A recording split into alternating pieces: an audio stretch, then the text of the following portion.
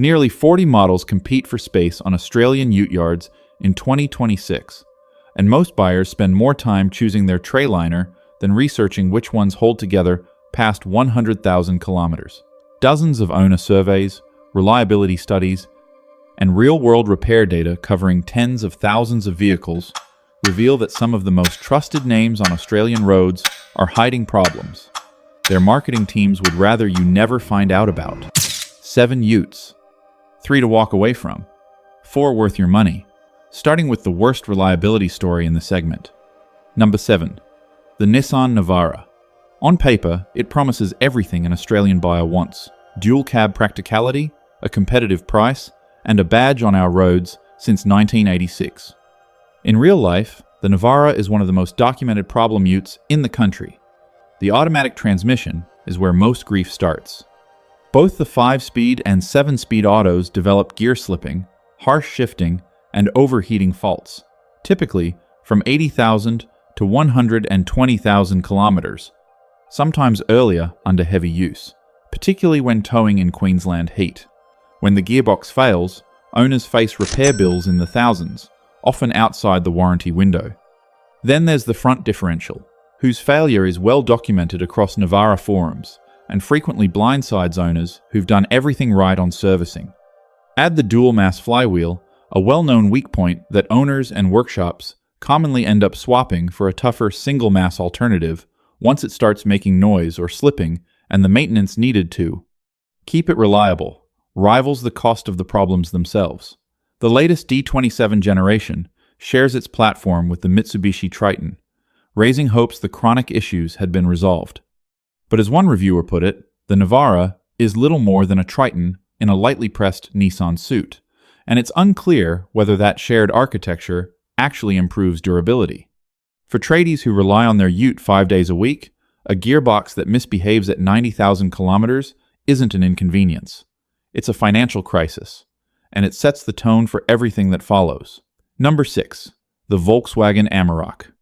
If the Navara disappoints with reliability, the Amarok does it more expensively, a ute that costs a premium to buy and to fix, and that gap is where Australian buyers get burned. The 8-speed automatic, one of its headline features, shows wear from as early as 40,000 to 60,000 kilometers. Jerky gear changes, delayed shifts, unexpected neutral positions.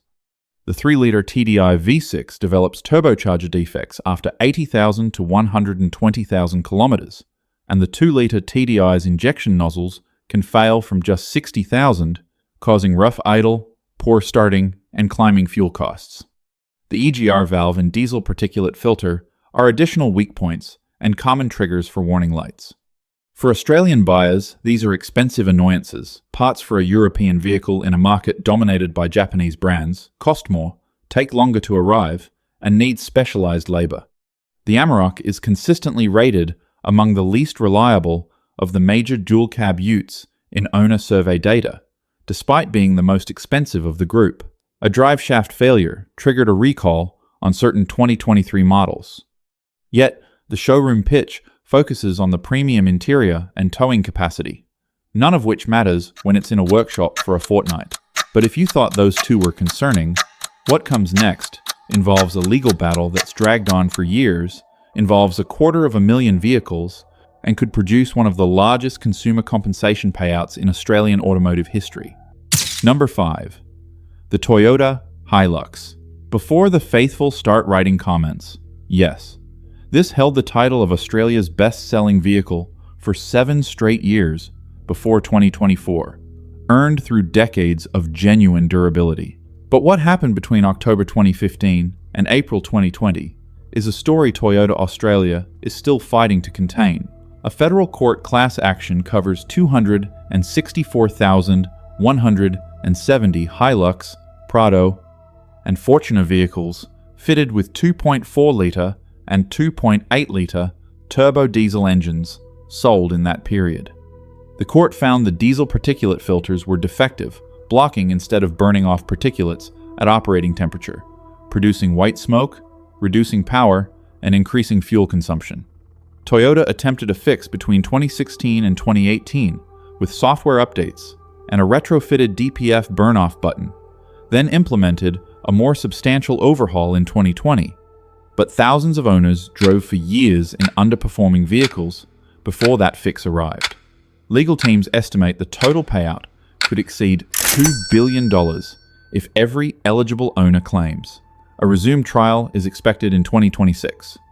More recently, a 2025 to 2026 recall covers 13,390 examples over an electronic power steering fault on vehicles fitted with genuine bull bars or nudge bars with light bars, where the EPS wire harness may have been reinstalled incorrectly, risking sudden loss of steering assist at highway speeds. Before buying a pre-2020 HiLux diesel, check whether the DPF fix has been applied and whether it's part of the class action. The HiLux's reputation is real, but so is this. Now, after 3 entries, covering legal battles, broken gearboxes, and warning lights, here's where the story changes. Number 4. The Mazda BT50. Everything in the first 3 entries exists because manufacturers chose complexity, prestige, or cost-cutting over proven mechanical foundations. The BT50 took a different approach, sharing its engine, chassis, and drivetrain with the Isuzu D-Max, a vehicle with a reputation for near-indestructible reliability built over decades of commercial truck manufacturing. That's the BT50's most important engineering feature, and buyers who understand it are some of the most satisfied Ute owners in Australia, because it shares its chassis, engine, and drivetrain with the D-Max. The BT50 inherits that same reputation for low downtime and mechanical consistency over high kilometers. It's widely regarded as one of the more reliable dual-cab Utes on the market for exactly that reason. The 3-liter turbo diesel, the same unit D-Max owners drive past 300,000 kilometers on routine servicing, alone sits under that Mazda badge, with a more refined interior and lifestyle-oriented cabin added on top. Resale values track closely with the D-Max, comfortably ahead of the Navara and Amarok, and competitive with the Ranger. The only real drawback for regional buyers is Mazda's smaller commercial dealer network, but in terms of what actually fails on these vehicles, very little, and that's the point. Number 3. The Ford Ranger. This one needs nuance, because the Ranger is Australia's best-selling vehicle, and that's not accidental. The V6 turbo diesel Wildtrak is one of the most capable towing platforms in the segment. The cabin technology is class-leading, and for most owners it does exactly what it promises. But reliability data tells a more complicated story than sales figures do. In the US market, Consumer Reports rated the 2025 Ranger below average for its model year, and it has accumulated a string of NHTSA recalls. Though it's worth noting, the US Ranger runs different engines to the Australian version, so that specific data doesn't map directly onto the local car. What does map directly? Ford recalled 13,490 Rangers and Everests in Australia in 2025 over a 3-liter V6 manufacturing defect where the left-hand camshaft sprocket could fracture and stall the engine. Earlier 3.2-liter PX generation Rangers have well-documented oil pump failures, EGR cooler cracking, injector damage from contaminated diesel, and transmission issues. An Adelaide owner of a 2022 Ranger Wildtrak described 5 warranty repairs and a Nightmare Lemon, purchased new for $85,000. The Ranger's estimated annual repair cost in the US sits around $615, above the mid-size truck average, though again, that's a different vehicle to the Australian diesel Ranger. What keeps the Ranger at number 3 is that for new vehicles with proper servicing, the current platform has improved substantially, and the dealer network, towing capability, and refinement are hard to beat. But go in with eyes open, check the recall history, and if buying used, have the V6 engine and transmission inspected first. Number 2. The Isuzu D-Max. There's a reason fleet operators who can't afford downtime choose the D-Max, the same reason Australian farmers from the Kimberley to the Darling Downs have kept D-Maxes in their sheds for decades. This isn't a car company that decided to make a Ute. It's a company that's manufactured commercial trucks since 1916, and that heritage runs through everything from the fuel system to the diff housing. The 3-liter turbo diesel, at its heart, is genuinely legendary among Australian mechanics. Owners and fleet operators consistently reach 300,000 kilometres without major mechanical failures, not as isolated cases, but as a pattern. The fuel system is over-engineered relative to competitors, with rail pressure consistency and factory filtration that outperforms European counterparts in demanding conditions, including cold inland regions.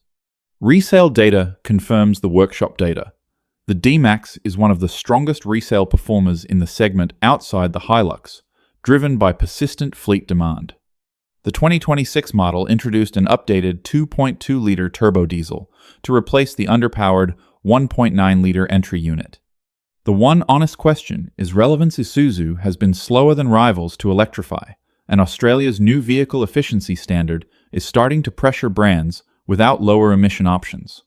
That's a future concern, not a current one. For a buyer in 2026 who needs a ute that simply works day in and day out, the D-Max is the most straightforward answer in the segment. And then, finally, the vehicle that sits at the intersection of all of this. Number 1. The Toyota HiLux post-2020. The nuance from entry. 5 matters here. The DPF class action covers vehicles from October 2015 to April 2020.